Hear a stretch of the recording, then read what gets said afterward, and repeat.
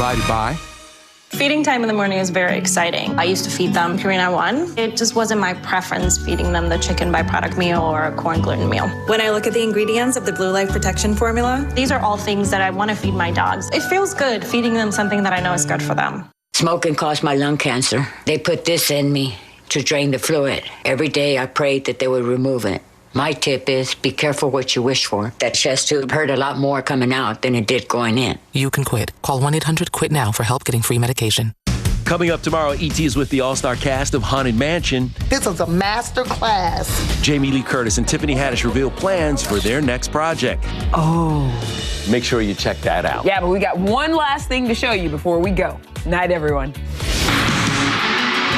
Happening now.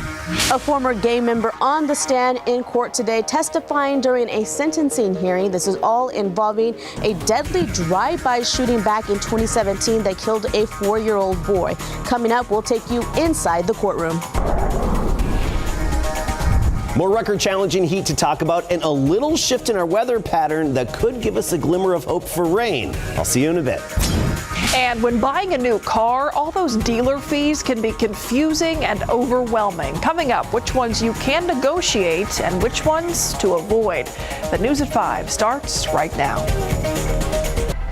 And we begin with a man charged in the murder of a 4-year-old boy in court today, but on a different charge. Terrell Chase was one of several men accused of taking part in a deadly drive-by shooting in 2017. And Chase was found guilty back in May, a felon in possession of a firearm. Erica Hernandez takes us inside the courtroom as a member of the gang that Chase was involved in testifies about that deadly shooting. The specifics of a gang rivalry being revealed in the 437th District Court. Charles Bethany, a member of the East Terrace Gangsters, on the stand testifying during the sentencing hearing for Terrell Chase. Chase, one of several men who was arrested and charged in the deadly drive-by shooting that killed 4-year-old DeIrvion Whitley back in July 2017. Chase, back in May, was found guilty by a jury for the charge of felon in possession. Bethany telling the court that he and Chase were members of the East Terrace Gangsters. He says at the time the rivalry between their gang and another called the Skinny Block was getting worse. Terrell Chase blamed Skinny Block and the Whitley family for shooting up the Clay meat market. Is that correct? Yeah. That shooting, he says, then led to the drive-by shooting in which Bethany says he saw Chase with an AR-15 before they allegedly shot at the home DeIrvion Whitley was in. There was going to be a response. Okay. And by there was going to be a response, you meant by Chase and some of the other people, correct? Yes. Bethany, who did not take part in that drive-by shooting, says he later saw Chase and the other co-defendants in the case. Did Mr. Phillips verbally admit to you that himself, Mr. Chase, Mr. Chapman, another individual, had just shot up Earl Whitley's house? Yes. Chase is facing a maximum of 10 years for that felon in possession charge. This sentencing hearing is expected to wrap up tomorrow. As for the murder charge, Chase and his co-defendants have yet to stand trial for that. Erica Hernandez, KSAT 12 News. The search continuing for suspects in an early morning shooting that sent 2 people to a hospital. Just after 3 a.m., San Antonio police found 2 men along West Commerce near Buena Vista Street. Both had been shot. One man shot in the leg, the other in the chest. SAPD says the 2 men were at a corner there when someone shot them. Both were taken to a hospital in critical condition. Now to a big story on KSAT.com. The Alamo Dome, it's 30 years old. The AT&T Center, it's 21 years old. So is it time for a new venue for the Spurs? We know this tonight. The team is considering at some point a move to the city's downtown. We sent out this push alert from our news app this afternoon, a City Hall source confirming to KSAT that the city and the Spurs have had informal and preliminary talks about what will happen when the team's lease at the county-owned AT&T Center is over, including whether a new downtown stadium could be feasible. Hard details, though, like locations or financing, haven't been nailed down yet. Even if a move were to happen, it's likely several years out. The team's lease at the AT&T Center on the east side runs into 2032. That's 9 years from now. Breaking it early could cost the team as much as $124 million. depending on the year. A county spokeswoman said the Spurs have not said anything about a possible move to the county manager's office or the commissioner's court as a whole, either formally or informally. So with this talk of a new venue, we would want to know if you would support a new arena downtown for the Spurs. You can vote right now. Just scan the QR code you see right there on your screen. That will take you to our website where you can vote yes or no. You can also find the poll at ksat.com/poll. We'll be sharing the results on the news at 6.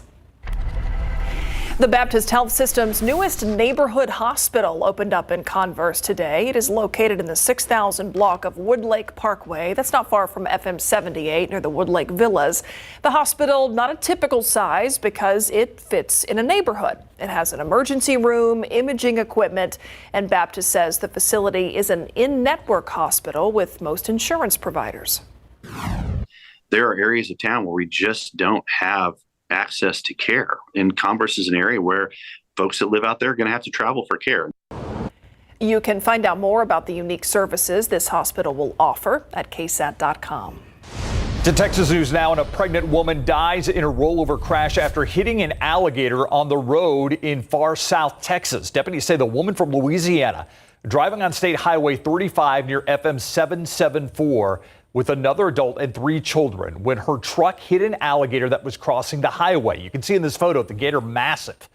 They say her truck rolled over. Refugio County first responders reportedly administered life-saving measures, but the woman and her unborn baby died. A 12-year-old girl is set to appear in court tomorrow in Detroit on allegations that she doused an 11-year-old girl in acid at a playground there. We do have to warn you, some of these images you're about to see are graphic. De'Ara Summers has 2nd and 3rd degree burns on her back, legs, and arms after investigators say she got caught in some kind of argument between her cousin and a 12-year-old girl 2 weekends ago. Those involved in that dispute now facing charges. On Saturday, the 12-year-old suspect was charged with assault, accused of pouring the acid on De'Ara. That young suspect will appear in court tomorrow. A dam break in Mississippi giving some residents a scare over the weekend. This happened in Quitman, Mississippi. That break about 100 feet wide on Sunday afternoon. Thankfully, no homeowners in the area are in danger. Emergency crews estimate it will take a year to rebuild that dam. This is the 2nd time it's broken in the last 30 years. Making international headlines, the Canadian wildfires turning deadly. The Royal Canadian Mounted Police say that 2 firefighters have now died. Officials say the first firefighter died this past Thursday. 19-year-old Devin Gale was working alongside a team clearing brush in a remote area when that team lost contact with her. She was found under a fallen tree. Gale was taken to a hospital but did not survive. Details about the second firefighter who died have not been released. And those wildfires continuing to impact the air quality in the Midwest and on the East Coast. The Silver State Hotshot crew is in northern Quebec with other American and international firefighters trying to fight all these blazes. Canada is said to be experiencing its worst fire season on record, about 25 million acres burning so far this year. There are currently about 360 active fires burning across British Columbia alone. BC has requested 1,000 additional foreign firefighters to join the front lines here. Destructive force to another. Take a look at this video capturing a tornado on the west coast of Puerto Rico yesterday. You can see debris spinning around there in the air as it moves across the town here. The National Weather Service says it will be assessing the damage from a short-lived tornado to determine just how strong it actually was. Back here stateside, meantime, extreme weather affecting millions across the country. Yeah, from extreme heat that we've certainly been experiencing here in the south and west to deadly flash floods in the northeast. ABC's Rena Roy with the latest on some of the cleanup efforts and some communities that are grieving lives lost. Communities across the northeast cleaning up after intense rainfall over the weekend. In New Hampshire, roads washed away by powerful floods, cars stranded in Connecticut, people forced to wade in knee-deep water. In Pennsylvania, nearly 5 inches of rain falling in just 90 minutes. At least 5 killed, including this mother of 2, her children, 2 years and 9 months old, seen in these photos posted by police, still missing in Bucks County after extreme flash flooding hit the area. Cars were not just swept away, but upside down. And just so unbelievable that much tragedy can happen in that small little area all at once so quickly. In the township of White Marsh, 16 cars of this freight train derailing this morning. Officials at railway company CSX now saying it appears to have been weather-related. Authorities saying no one was injured and there's no risk to the community. Meanwhile, millions facing dangerous heat. Let's focus on that heat dome, though. It is not budging. We broke tons of records over the weekend. This morning, Phoenix waking up well over 90 degrees. That makes morning 8 in a row. At least one heat-related death reported in Texas over the weekend. In El Paso, they've had a record 31 straight days of 100-degree temperatures, and over the weekend, 4 people were rushed to the hospital with heat-related symptoms while attending an outdoor car show. Here in the Northeast, we have one dry day today, but the rain is expected to come right back tomorrow, which could be problematic for areas already saturated from flooding. Rena Roy, ABC News, New York.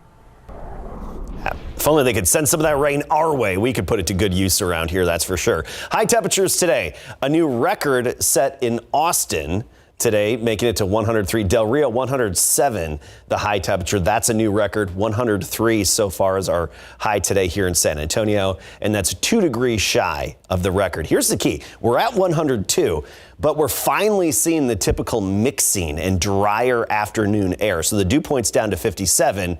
Meaning the heat index, when you calculate it, is actually a degree below the air temperature. Now that we've dried out from all the spring rain, we're getting these drier afternoons, and the heat index really isn't playing a big factor in our weather nowadays. 106 in Del Rio, Eagle Pass 103, Floresville stands out at 106, and Bulverde now at 102. We'll be back to talk about a shift in our weather pattern that even brings in a little chance of rain in just a bit, Myra. All right, we'll see you then. Thanks, Adam. Topping health headlines today, the U.S. Food and Drug Administration has approved an antibody to protect newborns from the respiratory virus RSV. It's called nirsevimab, but the FDA says this is not a vaccine. It is a ready-made antibody to block RSV from infecting healthy cells. It's given as a single injection before the RSV season. Infants up to 24 months of age who are vulnerable through their second RSV season can get a second injection. The antibody must now be approved by the CDC Advisory Committee on Immunization Practices. Now, if that health agency signs off, nirsevimab will become the second antibody available to protect young children against RSV, which is the leading cause of hospitalizations in infants in the U.S. every year. Have you heard of Project Mend? It is the oldest and largest licensed nonprofit that accepts and repurposes medical equipment, and it's gearing up for its annual citywide donation drive. This Thursday, KSAT community partners are coming together for Project Mend. KSAT will host a phone bank to collect financial donations to buy more wheelchairs, which is the most requested and needed piece of medical equipment. That phone bank will be from noon to 2 p.m. and from 5 to 10:30 p.m. This will be taking place ahead of that equipment donation drive that happens on Saturday, July 22nd at the Wonderland of the Americas. For more information, just check out ksatcommunity.com. Buying a new vehicle can break the bank, and those dealership fees can really add up, putting a dent in your wallet. But what if you could negotiate those fees down to a number that's more doable? Marilyn Moritz tells you how after the break. Here's what we're working on for the news at 6 o'clock today. An 80-year-old man has died nearly 5 months after he was carjacked in his North Side neighborhood.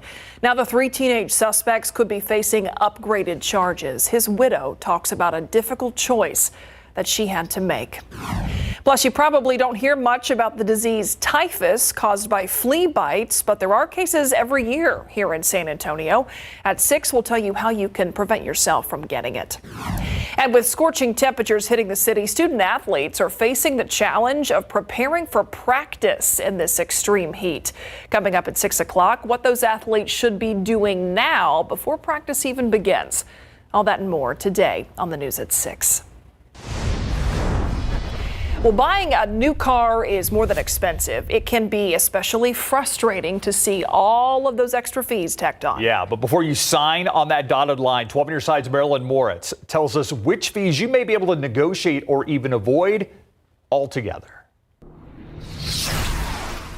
Harvey Kent has bought a lot of cars. The thing that really frustrates him, dealership fees. You go through a lot of work to find the car you want, and you get down this road where you end up with no choices other than to walk away from that car and starting over. But did you know some dealers charge more in fees than others? Take the document fee, often charged to process the title and registration to your name. So one dealer can charge you $399. Another dealer with the same vehicle can charge you $699. You could always negotiate and say, another dealer's charging me less. Then there's the destination fee, the cost to deliver your car to the dealership and get it ready for you, which should include a tank of gas or full electric charge. But Consumer Report says, watch out. You may see something called vehicle prep or delivery prep tacked on to your car charge. Never pay that. The dealer here is just trying to double charge you, get extra money, do the exact work that they're supposed to do in the destination charge. These days, don't be surprised to see a new fee called a market adjustment. CR says the dealer is taking advantage of low inventory and the popularity of a specific model. They might remove it if you ask. When it comes to VIN etching, CR says you don't need it. The number is already in several places. And about that extended warranty, most new cars already come with decent factory back protection. So CR says you probably don't need it. Some other add-ons they suggest you just skip: nitrogen-filled tires, rust proofing, and fabric protection. Marilyn Moritz, KSAT 12 News. Let's take a look outside with live cam. Not too many clouds in this view, but Adam, you said something about rain chances before the break. I know, kind of mind-blowing, isn't it? Yeah. Now, don't get too excited, of course. We always have to preface with that, particularly in July, this time of year. Even chances are more than we've had for the last week or so. Mm-hmm. By far, it is, yes. So let's get right into it, starting with temperatures and what you can expect in the days ahead, along with this little shift in our weather pattern and what that means for those rain chances and when they arrive. Let's get right to it. Well, back up to 104 Tuesday and Wednesday. Then we trend downward a few degrees. And I think by Sunday, and especially Monday, right near the triple-digit mark. So we will actually put a little bit of a dent in our afternoon highs. But I still think we'll make a good run, either tie or exceed the record high on Tuesday and then again on Friday. So you look at Texas, many triple digits. El Paso, 107. Dallas, 105. There is some cooler air out there, and actually cooler than average air around the Midwest and the Great Lakes. For example, look at Omaha, 76 degrees. Omaha, Nebraska. Their average high is 88. This is a pool of cooler than average air off to the north. So you need a plane ticket to Chicago, Minneapolis, Omaha, Bismarck, North Dakota, if you want to escape this heat and actually have below average temperatures. That's with that upper level low, that dip in the flow. We have the opposite, of course. We have that heat high, the upper level high overhead. As we go through time, and by the way, that cooler air isn't going to last that long up north. As we go through time, this high elongates during the week. It's kind of lazy. It's not moving a whole lot, but then it sets back up over the western U.S. this weekend and by this time next week. Significance of this, and we talked about this the past couple of days, is that it puts us in this northerly flow aloft, that steering wind aloft, and that opens the door for any potential disturbances. And I think we actually may have a little bit of rain-making energy move overhead Saturday, but especially on Sunday. I say especially. That doesn't mean we have great rain chances. We're talking 20% chance on Sunday, and that's about it. We'll take all that we can get. We still have the extreme and exceptional drought right here in the Texas Hill Country. I drove over the Guadalupe River earlier today, and it's a low flow right now, at least in Spring Branch. Across the state, Panhandle good, East Texas looking good as well. This evening, a clear sky, southeasterly wind at 10 to 15. It will turn very muggy. We have a break in the humidity now, but it is going to turn muggy again after sunset. 86 at midnight, then we start the day tomorrow at 78, 93 at noon, 104 the high temperature, which would be a record for the day. Del Rio about 108 tomorrow. Carrizo Springs, Crystal City area 107. Cotulla 109. So still feeling the heat. Canyon Lake 104 and Converse 104, the high temperature. Looking ahead, a lot of sunshine the rest of this work week, but notice we'll actually have a little variety in our sky. Some puffy cumulus clouds. It's the little things this time of year, okay? Bear with me. Some puffy cumulus clouds this weekend with those very slight 10 to 20% chances. Better than nothing. Yeah, better than just heat to pay attention to. Thanks, Adam. Yeah, and maybe that's an indication the Spurs beat the Thunder last night. That's weather related. Absolutely weather related. So the Spurs had a double-digit lead. They lost almost all of it. Actually, they did lose all of it. Then they come back to win the game in the fourth quarter. So they leave Las Vegas with a dub. That's always feeling good, right? Probably special for them. And for the Dallas Cowboys and running back Tony Pollard, will they reach an agreement before things run out? Coming up.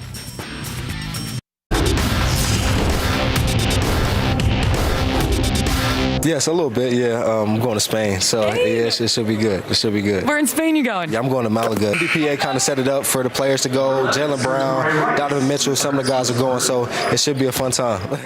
Malachi Branham is heading to Spain for some vacay and some pickup basketball and big board sports. The Spurs wrapped up Summer League play in Las Vegas yesterday by beating the Thunder 98-94. Dom Barlow, Malachi Branham, Blake Wesley, and Julian Champagnie did not play. The team already knows what they can do. Eric Stevenson led San Antonio with 23 points, sinking a team-high 4 3-pointers. Second-round draft pick Sidi Sissoko had 10 points, 8 rebounds, and 6 assists. And Serge Barry Rice, playing in his second Summer League game, had 13 points and a game-high 4 steals in 18 minutes. The Spurs finished Vegas play 3-2. After scoring 29 points against Washington last Tuesday, the Spurs shut down Branham for the rest of the Summer League. After missing both games in Cali, he saw action in 3 games in Las Vegas and averaged 17.3 points on nearly 48% shooting. Yesterday, he was interviewed during the game, and he was asked what did he learn his rookie season that he wants to bring into his second NBA campaign. Yeah, for me, just messing with my teammates and also just being a pest on the defensive end. You know, Pop's a defensive-minded coach, so, just trying to do that.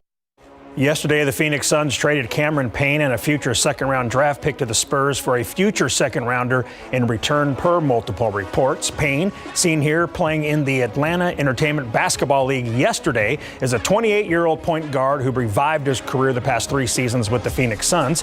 Payne is entering his 9th NBA season. He was drafted 14th overall in 2015 by the OKC Thunder. Football coverage brought to you by Davis Law Firm. The Dallas Cowboys and running back Tony Pollard are not expected to reach a long-term contract agreement before Monday's deadline for franchise players to agree to long-term contracts per ESPN. Pollard has signed his tender worth $10.09 million for the coming season, and he attended the boys' off-season program. Pollard is coming back from surgery to repair an ankle injury he suffered during the Cowboys' playoff loss to the Niners in January. Pollard said he expects to be ready by training camp, which opens up next week. Now he will take over as the lead running back this season after the boys released Zeke. All right, that's not a big surprise, is it? Nah, not really. He wants to get paid and get that long term. Yeah. Like how you said that, Larry. Thanks, Larry. We'll be right back.